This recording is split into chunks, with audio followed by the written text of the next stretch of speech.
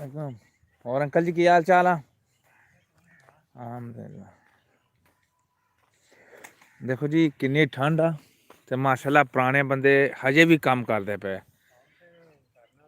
हाँ देखो जी माशाल्लाह साढ़े अंकल जी आ देखो जी ठंड किन्नी आ ते देखो एक हल्की जी जर्सी पाई आ ते तुसीं बर्फबारी देख सकते हो ते माशाल्लाह ते लोग काम करन देखो जी। हाँ जी हाँ बाबा जी बंदे ਨੂੰ ਦੱਸ ਦੋ ਨਾ ਕਿ ਕੀ ਖਾਣੇ ਹੋ ਜਿਹਦੀ ਵਜ੍ਹਾ ਤੋਂ ਤੁਹਾਨੂੰ ਠੰਡ ਨਹੀਂ ਲੱਗਦੀ ਮਾਸ਼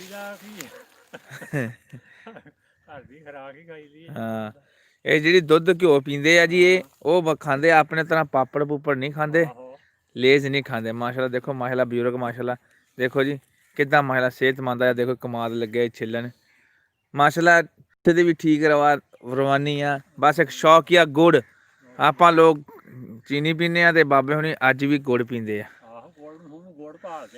हाँ हुण गुड़ लभदे माशाल्लाह ठंड ही देखो बाबा जी लगे हुए क्या बाबा जी अस्सलाम वालेकुम है जारी रखो बाबा। हाँ जी बाबा जी एक कमाद देखो ठंड के जिन्होंने काम करने जी माशाल्लाह देखो तुसीं धुंद आ जी ओ देखो बड़ी धुंद अखीर की खड़ोती अज।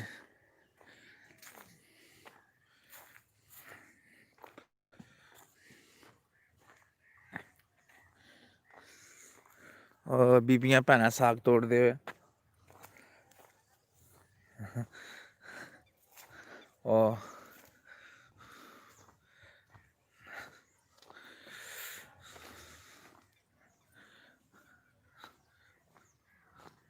और देखो धुंद दे विच बच्चे काम करते हैं तेन शायद दूरों नज़र आ रहे हो।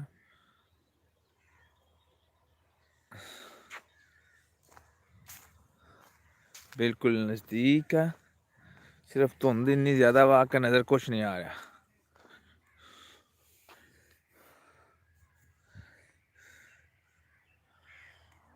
चले असं भी करते हैं रुख अपना।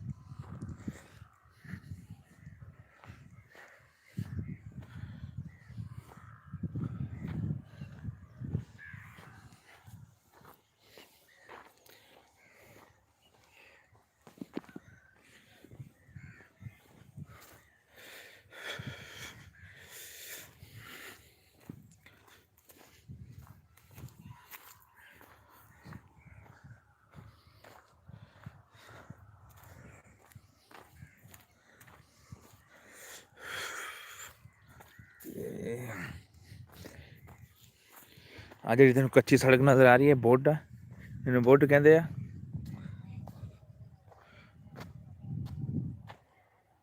देखो सरसों के फूल एक वक्त हुआ करता था जब लोगों को शौक़ होता था सरसों के फूलों के साथ अपनी फ़ोटो बनवाया करते थे लेकिन आजकल वो शौक़ ख़त्म हो गया। फ़ोटो शौक़िया जो थी वो ख़त्म